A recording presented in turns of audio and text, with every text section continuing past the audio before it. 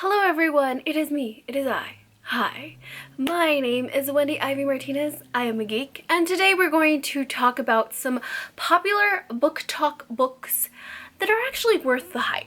So let's go ahead and get started.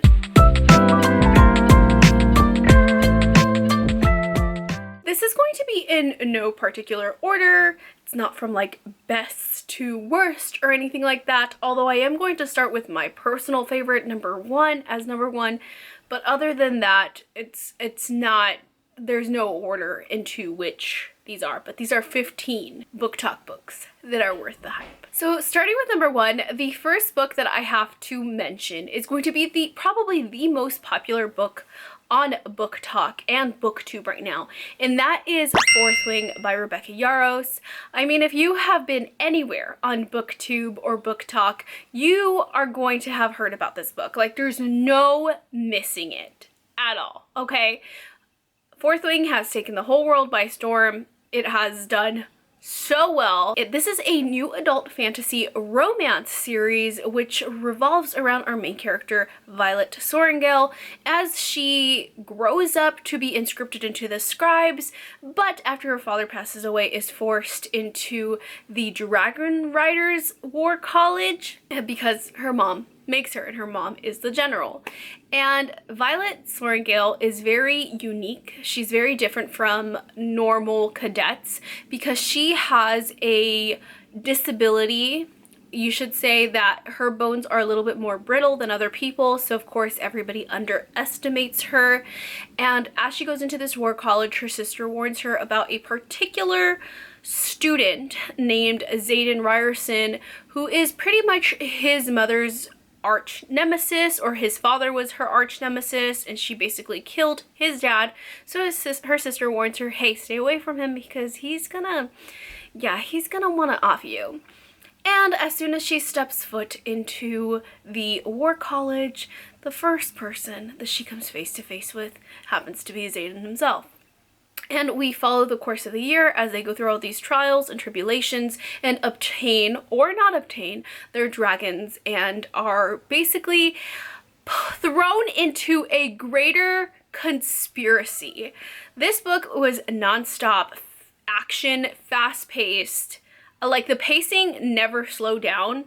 For the first book anyways, the pacing never slowed down. It hooked you right away, and it grasped you by its chokehold, and it kept you there till the very last page. There was no dull moment. This is the perfect book if you want that perfect escapism. This is a perfect book that will do just that. I highly recommend it. It was my favorite book of 2023, probably my favorite book of all time, and I just loved it. Number two we're going to talk about is Emily Wilde's Encyclopedia of Fairies. So I found this amazing genre last year called cozy fantasy, and I loved it. So if you are someone that wants something that's a little bit more low stakes, kind of more like on the peaceful side, and that cozy warm feeling, this book is for you. Okay, in this book we basically follow a curmudgeon professor named Emily Wilde, and she is basically going around the world to hunt for these fairies because she wants to create an encyclopedia of them. And right now she's on the hunt for these fairies called the Hidden Ones in this like winter cold area. And these fairies, everybody knows that they're real, right? But these fairies, they're not like your usual fairies where they like want to get it on with humans. I mean, that tends to happen sometimes, but not because the fairies want to, more because it's more like a little more forced, you know, or things happen. But the fairies, for the most part, the fae, don't want anything to do with humans, and if they do, it's just to like trick them or steal stuff from them. It's not really to mingle with them in like a positive sense, and I really like that. I just feel like, and these fairies for the most part are not like beautiful beings. They're like creepy and like weird looking, and for the most part I really liked that because it is a very unique from the fairies and the fae that we tend to hear nowadays, where they're like beautiful and like sexy, and you know what I mean? So I really liked that. I really liked the reversed curmudgeon grumpy sunshine dynamic, because we have another character who's like her arch nemesis, who doesn't want to be her arch nemesis, but she considers him her arch nemesis, but he considers her friend. I hope that makes sense. He has like that sunshine dynamic, and then the female's the grumpy character, and that's a lot more rare. So I feel like it took a lot of these like tropes that we're so used to and like put them on its head, and I really liked that aspect of this book. So there is Emily Wilde's Encyclopedia of Fairies, another Booktok popular book that I think is worth that. The next book that we're going to talk about is a dark romance, and that is Neon Gods by Katie Robert. Now, I read this back in 2022 and I loved it. It was honestly one of my favorite, if not my favorite book of 2022.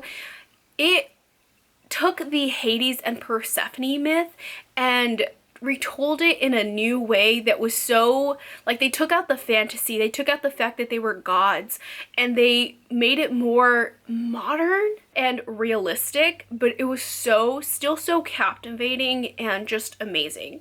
And in this story, we follow our main character, Persephone, and Persephone is basically promised to Zeus as like his next bride, but this is not what Persephone wants. So I think somebody starts following her, and she runs and she ends up in Hades' territory, Hades' domain, Hades' city. Nobody wants to go into Hades' territory because it's dangerous, okay? Once you're off of Zeus's property and into Hades' lands, he can technically do anything that he wants to you. So Hades ends up saving Persephone, and a love story ensues, and it is very dark romancy. There is a lot of dark elements to it, yet the core of the story still sticks very true to the Greek mythology story. I really loved it, okay? Give me Hades and Persephone, and more than likely I'm going to eat that shiznit up. The next book that I want to talk about that is definitely worth all the hype that we're seeing on Booktok is I don't want to say classic, but it has been around a lot longer, and that is the Throne of Glass series by Sarah J. Maas. Throne of Glass series basically follows our main character, Selena Sardathian, and in the first book, she is basically a slave essentially in these like salt mines, and she ends up being rescued by one of the king's men and thrown into this pit to fight amongst other assassins, and whoever ends up killing the other assassins becomes the king's personal assassin. However, Selena Sardathian, because her people were enslaved, because she was enslaved, because the king is the reason behind all the madness, she has a thirst for vengeance, and she wants to win only to be able to kill the king herself.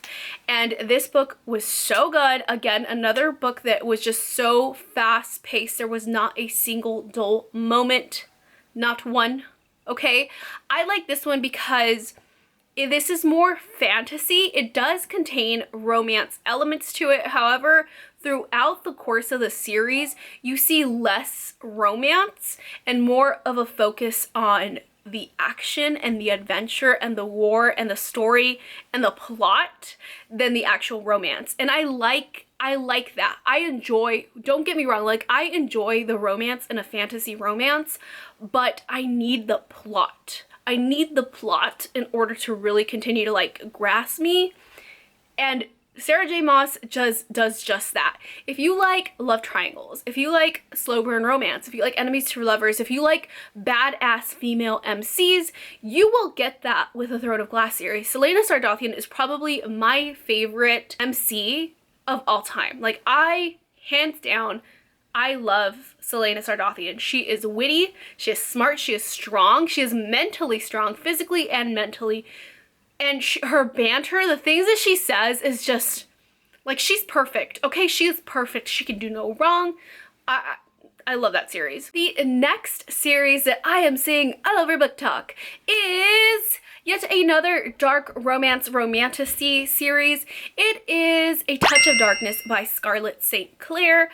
This book this series. I think I read like 3 of them. If you like Hades and Persephone retellings, you will love this. If you liked Neon Gods, you will enjoy this. If you like anything with Hades and Persephone, you will enjoy the story, because this, again, takes those elements of the Hades and Persephone story and makes it modern. However, unlike Neon Gods, where everything is realistic and there's no fantasy elements to it, A Touch of Darkness still has those fantasy elements. These gods are still gods, but they are gods in the modern world. And we follow our main character, Persephone, who is a journalist, and she basically goes into this club that Hades owns, and he catches her eye, or she catches his eye, and, you know, the romance ensues, and we get, again, a lot of the very classic Hades and Persephone myth, but with a modern twist.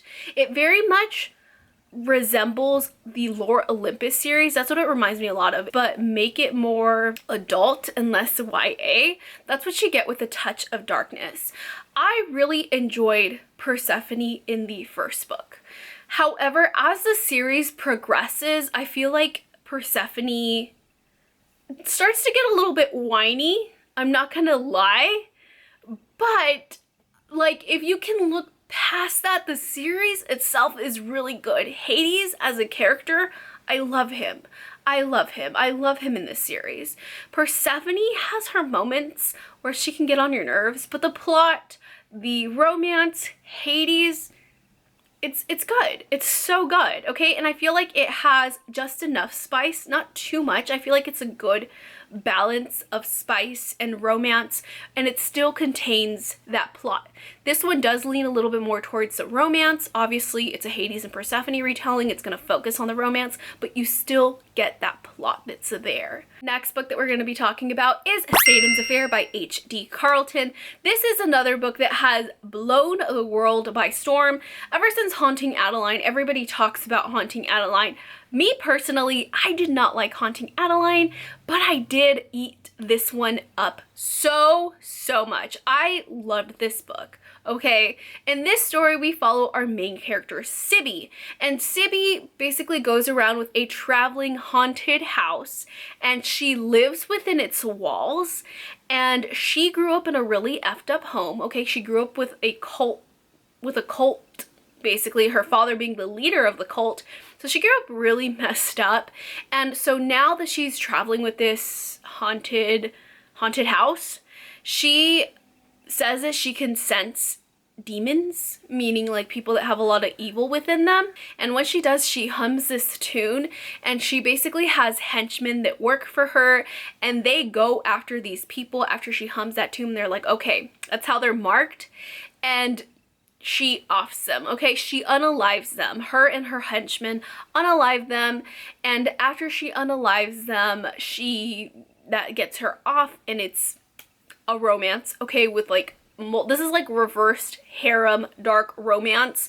I have said this so many times in my videos, but I always say, like, I don't like typical dark romance, but you give me a dark romance with a female serial killer, I eat that. Shizzing it up. I don't know why, but I do, okay? I do. And this series is so good. It is, it's like a dark romance, but there's so much plot to it. It's not just like a romance. It doesn't really focus too much on the romance. It focuses a lot on, I don't know, I kind of want to say it's almost like a thriller dark romance. It's so good. Like, I don't even know, I don't want to say too much because I don't want to give anything away, and it's such a short read. Just pick it up.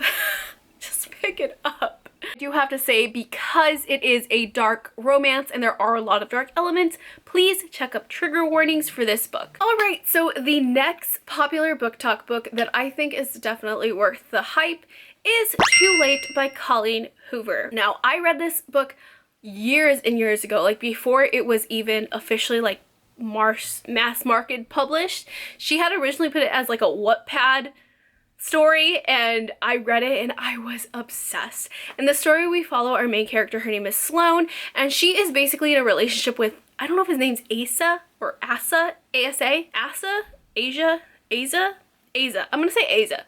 She's in this relationship with this man named Asa, who is like a criminal drug dealer guy. He's basically a piece of shiznit. Okay, he's a terrible person. Please check up trigger warnings because the way that he mistreats her is horrible. It's horrendous.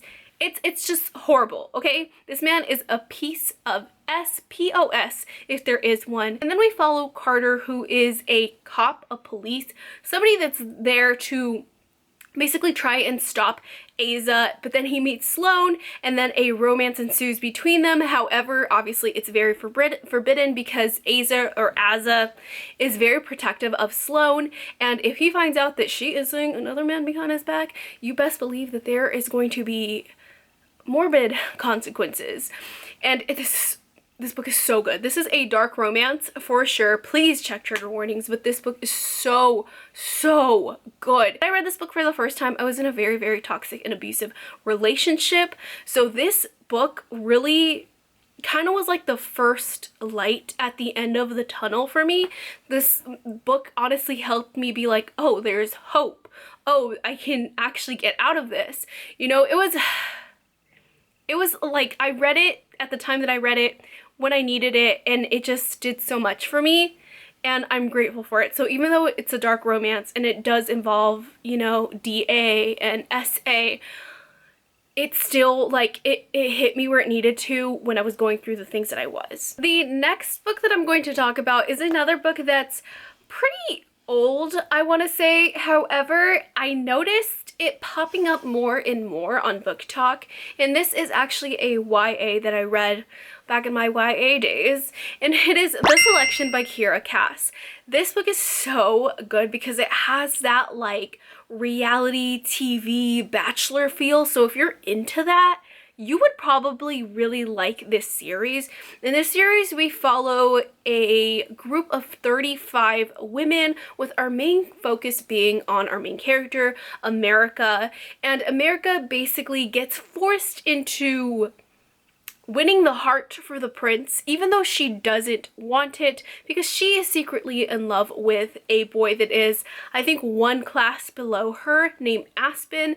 However, when she actually meets Prince Maxon, she realizes that he's not this pompous royal person that she expected him to be, and they start to fall in love. And this book is so good, and it's cute, and the romance in it is perfect. And if you like YA, and if you like The Bachelor, but you want something more that has a little bit more of like a whimsical royal feel, I would definitely pick this one up. Now, the next book that I really want to talk about is Heartstopper by Alice Oseman. This is a graphic novel series. This is one of my daughter's favorite graphic novel series. I love this graphic novel series.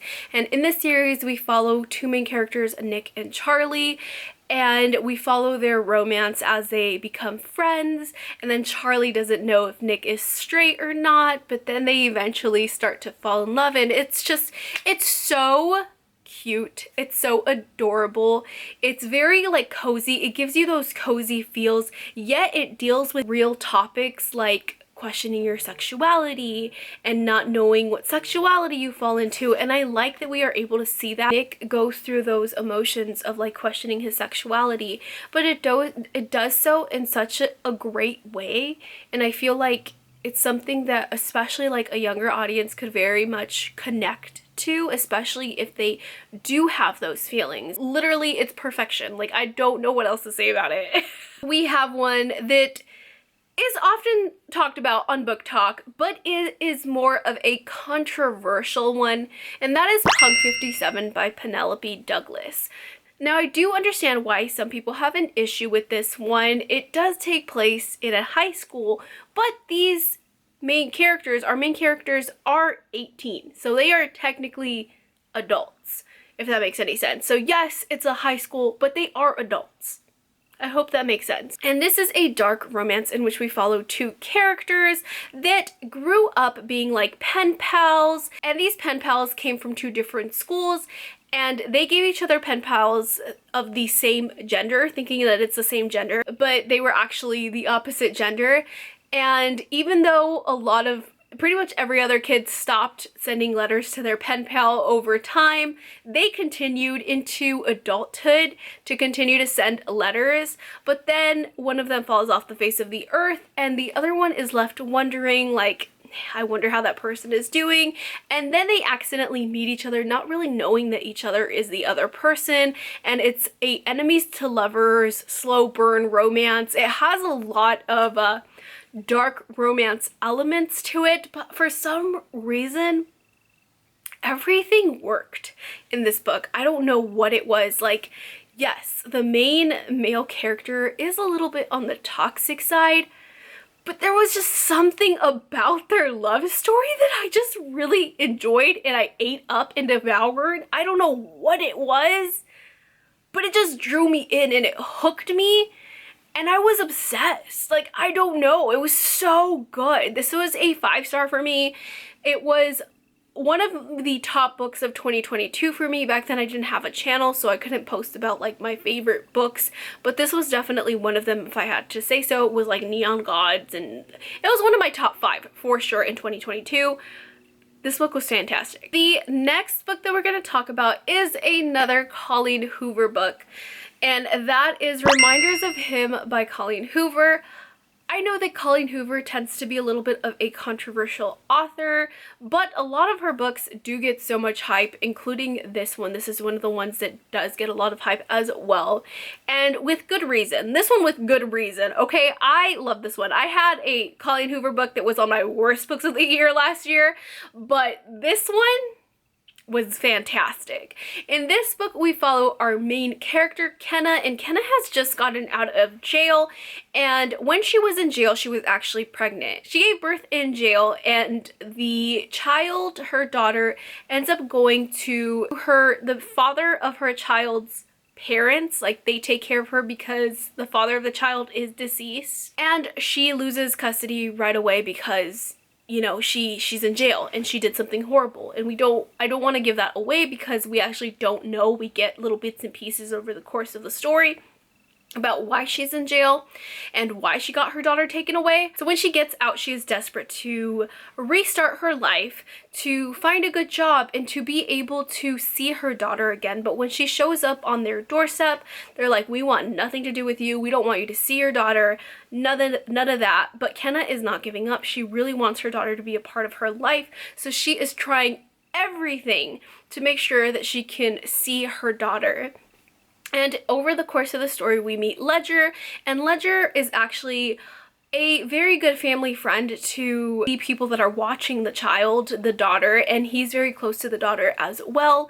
And we see as Ledger and Kenna fall in love, with Ledger not knowing who Kenna is and secretly hating this woman, when in reality, it's the woman that he ends up falling in love with. So there's that, like, that little bit of secret, and Kenna doesn't want him knowing who she is. So, oh, it's just so good. This is another perfect example of, it has romance elements to it, but that's not the main focus. There's an overlaying plot that's going on, and I also noticed that I really like books that have to do with, like, motherhood and a mother's love, because being a mother myself, like, that is very relevant to me, and the things that you would do for your child and to keep your child in your life, and, you know, just the things that you would do as a mother, having that maternal instinct. There's nothing that you wouldn't do for your kid. Another popular Booktok/booktube book is one that I actually am reading now for the 3rd time, and I'm actually going to be doing a vlog because I've only read the first book and I'm going to read the rest of the series in a reading vlog. And that is A Court of Thorns and Roses by Sarah J. Maas. Like, this book, again, it's probably just as popular as Fourth Wing, where everybody knows this book. In this series, we basically follow our main character, Feyre, and Feyre is kind of like a huntress. She hunts for food for her family because her family is poor. They lost everything. They weren't always poor, but they end up losing everything. And her father now has like a limp, so he isn't able to get their food. So Feyre's kind of the one that has to do the hunting for them. And she ends up killing a wolf, not knowing that, well, I guess kind of secretly knowing that it is a fairy. And this wolf ends up being a fairy, so a beast comes a-knocking at her door saying that he is a High Lord, High Fae, And because he killed one of his people, Feyre has no choice but to go back to the palace with him and basically live with him as like a sort of prisoner, I guess. And this is a romance, but it's a little bit slow at the beginning, but I feel like it's told so beautifully. I don't know, Sarah J Maas just has this way with writing that she can talk about somebody taking out the trash and it sounds good. Do you know what I mean? And it's entertaining. I don't know, there's just, she has bewitched me. She has bewitched everyone on Booktok, apparently, because she just has a way with words. She's a word wizard. And I don't know what she laces in her books that makes them utter perfection. She hasn't written a book that I'm like disappointed in. So the next book that I'm going to be talking about is a sapphic romance, and I read this back in 2022 and I loved it. This is this was probably one of the top 3 of 2022 because it's just fantastic, and that is One Last Stop by Casey McQuiston.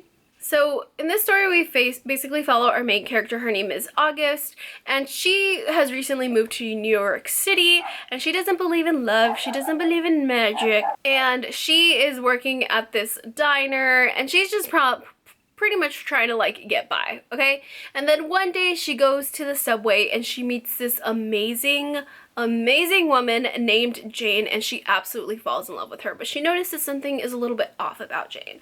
She doesn't seem to be part of our time. You know, she seems a little bit more hipster. She seems a little bit more like from the 70s.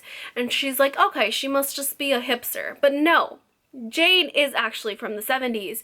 And there is a time gap or time loop between these two characters. So they're falling in love and they meet at this bus stop, at this subway station, and they really kick it off. But the thing is, Jane is from the 1970s and she is stuck on this train, and August is from our modern time. So how are these two going to work it out when Jane cannot step foot outside of the bus because she's from the 1970s. She's from a different time period. And then we have August, who's in our modern time. It was so good, okay? I really loved this book. I ate it up. You guys know, if you guys have watched my channel, you guys know that I'm a sucker for anything with time loops. That's like my jam, okay? You throw a time loop or a parallel universe into anything, and I will eat that shiznit up like candy because it's just so good. It's so good. One of the best books that I've read in 2022. Honestly, one of my favorite books of all time. It's just a love story that was just done so perfectly that had me freaking bawling at the end, okay? It had me bawling. It was so good. Speaking of time loops, we have our next book that is another popular one. It is The 7-Year Slip by Ashley Poston. Now, in this book, we have our main character. Her name is Clementine, I believe, and she basically moves into her aunt's apartment, this luxury apartment that, again, I think is also in New York. Gotta go to New York if I want to go through like a little time slip. But so she goes and lives with her aunt's apartment, and it is this lavish apartment, and her aunt has just passed away, so she inherits her apartment. She was really close to her aunt. But when she opens the door, she ends up seeing this man, and she's like, who the heck are you? And this man is like, what are you talking about? I live here over the summer. Your aunt lends it to me. And she's like, my aunt's not around. And she finds out that he is like 7 years in the past, and she is in our modern present time. And there's this like time slip between them, so they have to figure out how they're gonna live in this place at the same time, and what the heck is going on. Why is there like a time gap, a time loop going on, a time slip here? What is happening? And they're trying to obviously get along but not get too close because there's a 7-year difference. But of course, feelings kind of, feelings happen, and they end up falling in love, and it's hard to fall in love with somebody that is, 7 years in the past from you. And it's another one that's just done so well and so beautifully, and again, I love time slips and time loops and parallel universes. You give me that and I will enjoy it, especially in a romance. And this was so good. This was so good. So if you like New York, I've never been to New York, so I don't know. If you like time loops and time slips and romances, those two that I just mentioned are perfect. Are perfect for that. Lastly, this last one, I have saved the most controversial, but also the shortest one for last. I recently just read this in 2024, and I liked this. It's not for everyone. I mean, it does have a pretty low rating on Goodreads, but because people are like, what the heck is this? It's become so popular on Booktok and Booktube, and that is Unhinged by Vera Valentine. Now, if you know, you know. But this book is a erotic door romance. Yes, you heard that right. An erotic door romance. This is about a woman who gets down and dirty with a door. But he doesn't stay a door, okay? He becomes a human. And that's not a giveaway. Like, you find that on the back of the book. And it's only like 70 pages. It's very short. The thing is, this is weird. Okay, this is freaking weird. This is weird. This book is weird, but if you know that going in and you don't take it seriously, because I feel like this book doesn't take itself seriously, you're gonna have a good time reading it. Like I was reading it at Disneyland while I was waiting in line, and I enjoyed this book, okay? I really liked it because I didn't take it seriously. I wasn't like, oh my god, a door. I was like, ha ha ha, a door. You know? You know what I mean? Like, you can't overthink it. It's not something that's like, it's not something that requires a lot of brain cells to read. It's something that's like, you take it for what it is at face value and like, that's it. You know, don't think too hard because you're gonna hurt your brain.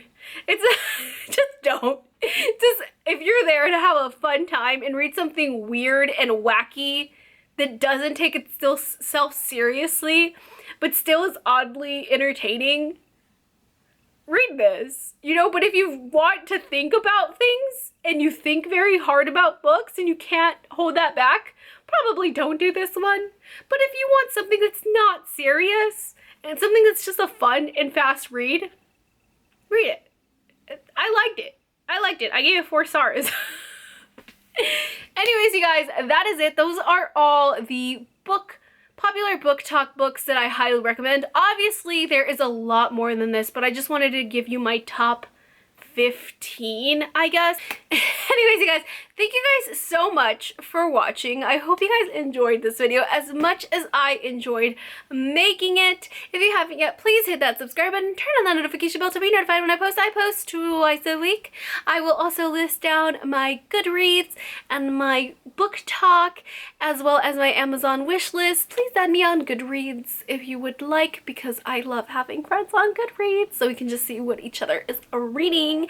Anyways, you guys, thank you guys so much for watching, and I will see you in the next video.